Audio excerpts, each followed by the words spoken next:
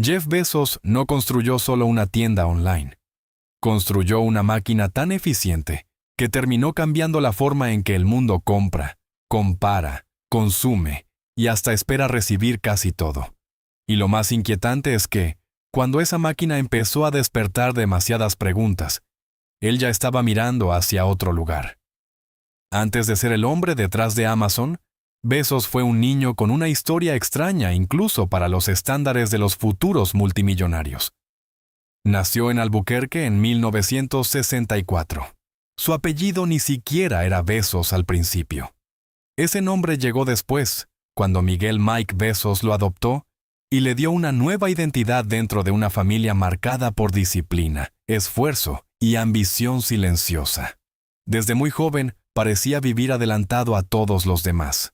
No solo sacaba buenas notas, también hablaba del espacio como si no fuera un sueño, sino una cita pendiente. Mientras otros adolescentes pensaban en el fin de semana, él imaginaba colonias humanas fuera de la Tierra. Y eso no era una rareza pasajera, era una pista temprana de lo que vendría después. Pero nadie imaginaba todavía que aquella obsesión por pensar en grande terminaría pasando por una librería online. En Princeton, Bezos no eligió el camino fácil. Se graduó en Ingeniería Eléctrica y Ciencias de la Computación y salió con honores en una época en la que Internet todavía no era la autopista del mundo, sino poco más que una promesa técnica. Luego entró a Wall Street y terminó en D.E. Shaw, uno de esos lugares donde solo sobreviven los cerebros más fríos, más rápidos y más obsesivos. A los 30 años ya era una figura ascendente dentro de la firma. Tenía dinero, prestigio, estabilidad. La clase de vida que la mayoría protegería con uñas y dientes. Entonces vio un dato que le cambió por completo la cabeza. Internet estaba creciendo a una velocidad absurda. No parecía una moda, parecía una ruptura histórica. Y en ese instante entendió algo que muy pocos vieron a tiempo. La gente no iba a usar Internet solo para leer o explorar, iba a comprar. Pero eso no era todo. Bezos hizo lo que mejor sabía hacer. Analizó, comparó, redujo el caos a una lista de posibilidades. Entre varias ideas, una empezó a destacar por encima de las demás. Los libros eran fáciles de catalogar, había millones de títulos, y nadie podía meter ese inventario completo en una tienda física. Ahí estaba la grieta. Ahí estaba la oportunidad. El problema era que apostar por eso implicaba renunciar a una carrera brillante por una idea que, en 1994, sonaba casi ridícula. Aún así, dejó su trabajo, se llevó a Mackenzie Scott y arrancó rumbo a Seattle. Durante ese viaje, mientras ella conducía, él fue armando el plan de negocio en el asiento del copiloto. No en una sala de juntas, no rodeado de inversionistas, no en un campus lleno de genios. En un auto, en plena carretera, escribiendo la base de lo que más tarde se convertiría en uno de los imperios más grandes del planeta. Y lo más fuerte es que ni siquiera quería crear una simple librería. Quería construir la tienda de todo. Amazon ni siquiera nació con ese nombre. Primero fue Cadabra, una idea que sonaba a magia, hasta que alguien la entendió mal, y pareció demasiado cercana a una palabra nada conveniente para una empresa nueva. Entonces llegó Amazon, el nombre del río más grande del mundo para una ambición que también quería ser inmensa.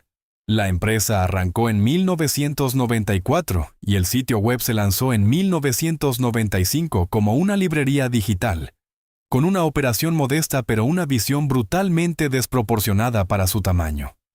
Bezos trabajaba con la lógica de un ingeniero y la intensidad de alguien que no estaba montando un negocio, sino asaltando el futuro.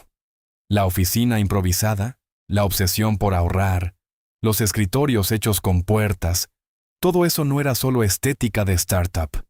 Era doctrina. Cada dólar debía volver al sistema para hacerlo crecer más rápido. Y funcionó. Las órdenes empezaron a llegar de todas partes. Lo que parecía un experimento para vender libros comenzó a revelar algo mucho más grande. La gente no estaba comprando solo productos. Estaba comprando comodidad, velocidad, control. Y una vez que pruebas eso, volver atrás se siente como castigo. Pero justo cuando el ascenso parecía imparable, llegó el primer golpe serio. Amazon salió a bolsa en 1997, y aunque muchos inversionistas se dejaron seducir por la narrativa del crecimiento, otros seguían viendo una compañía que todavía no era rentable y que gastaba como si el dinero nunca fuera a acabarse. Entonces explotó la burbuja.com. Y de pronto, muchas de las empresas que parecían invencibles empezaron a desmoronarse como si hubieran sido construidas con humo. Amazon quedó atrapada en ese incendio. La acción se desplomó. Los críticos anunciaron su final. Durante un tiempo, parecía totalmente posible que Bezos pasara a la historia como otro ambicioso que llegó demasiado pronto y se quemó en el intento. Pero ahí apareció su versión más peligrosa. No el soñador, no el fundador carismático, el operador. Recortó, simplificó, endureció la empresa y la obligó a sobrevivir cuando otras no pudieron. Ese momento cambió a Amazon para siempre. Dejó de ser una promesa emocionante y se convirtió en una estructura diseñada para resistir. Y lo que vino después no fue una recuperación cualquiera, fue una expansión mucho más fría, mucho más calculada y mucho más difícil de frenar. Luego llegó el verdadero truco. Amazon empezó a crecer no solo por lo que vendía, sino por cómo obligaba al mercado a girar a su alrededor. Marketplace permitió que terceros usaran su plataforma. Prime transformó la entrega rápida en una expectativa psicológica casi imposible de soltar. Kindle cambió la forma de consumir libros sin necesidad de cerrar una sola puerta de frente. Todo parecía presentarse como innovación útil para el cliente, y lo era. Pero también era otra cosa. Era dependencia cuidadosamente diseñada. Cuanto más fácil era comprar en Amazon, menos razones tenía la gente para mirar fuera. Cuanto más vendedores entraban, más datos acumulaba Amazon. Cuanto más se apoyaban todos en su ecosistema, más difícil era escapar de él. Eso convirtió a la empresa en algo distinto a una tienda. La volvió un entorno, un hábito, una capa invisible encima del consumo cotidiano. Y mientras casi todo el mundo seguía mirando cajas, carritos y envíos, Bezos ya estaba preparando una jugada mucho más grande. La mayoría pensó que Amazon dominaba el comercio electrónico, pero ese diagnóstico se quedó corto. Su golpe maestro fue AWS, la división de servicios en la nube que nació de necesidades internas y terminó convirtiéndose en una parte crucial de la infraestructura de Internet. De repente, Amazon ya no solo quería venderte cosas, también quería alquilar capacidad digital a empresas, plataformas y sistemas enteros. Ese cambio fue enorme porque escondía el verdadero poder del imperio.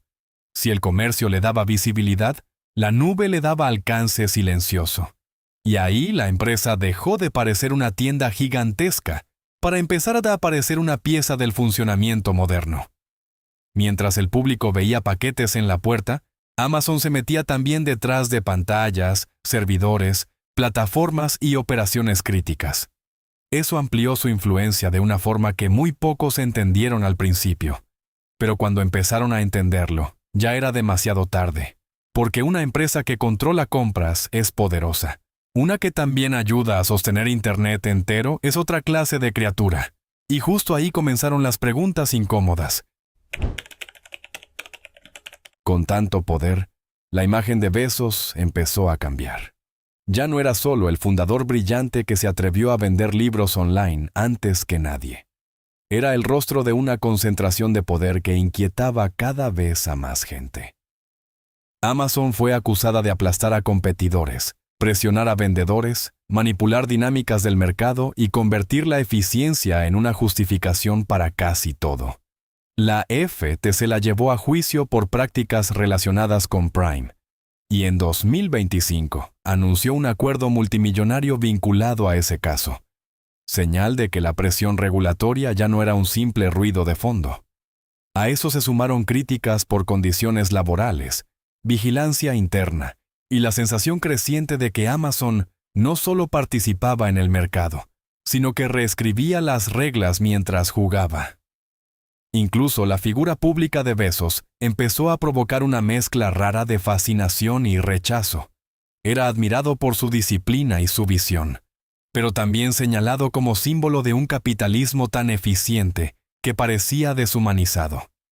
Y cuando el peso político, mediático y reputacional subió, él hizo algo que muy pocos esperaban de esa manera.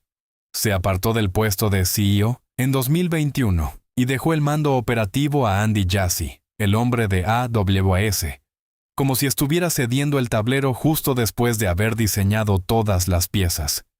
Lo inquietante es que su salida no se sintió como una retirada. Se sintió como una transición, como si Amazon hubiera sido solo una fase de algo más amplio. Bezos volvió a su vieja obsesión, el espacio. Blue Origin pasó a ocupar el centro de su atención, aunque el proyecto no ha estado libre de tropiezos recientes, incluyendo la pausa de vuelos turísticos de New Shepard en 2026 y un revés importante para New Glenn ese mismo año. Eso importa porque conecta el principio con el final. El adolescente que soñaba con hoteles orbitales nunca desapareció. Solo se disfrazó durante décadas de ejecutivo implacable mientras construía la máquina que le daría recursos casi ilimitados. Y ahí está la parte más inquietante de toda esta historia. Tal vez Amazon nunca fue la meta final. Tal vez fue el combustible, la plataforma. El ensayo general de un hombre que no quería dominar solo el comercio, sino financiar su propia versión del futuro. Y si eso es cierto, entonces la historia de Jeff Bezos no trata solo de cómo conquistó la Tierra. Trata de por qué quizá nunca pensó quedarse en ella. Si llegaste hasta aquí, dime en los comentarios si Bezos fue un genio visionario o el arquitecto más frío del capitalismo moderno. Y suscríbete para más historias de poder, ambición y los imperios que cambiaron el mundo.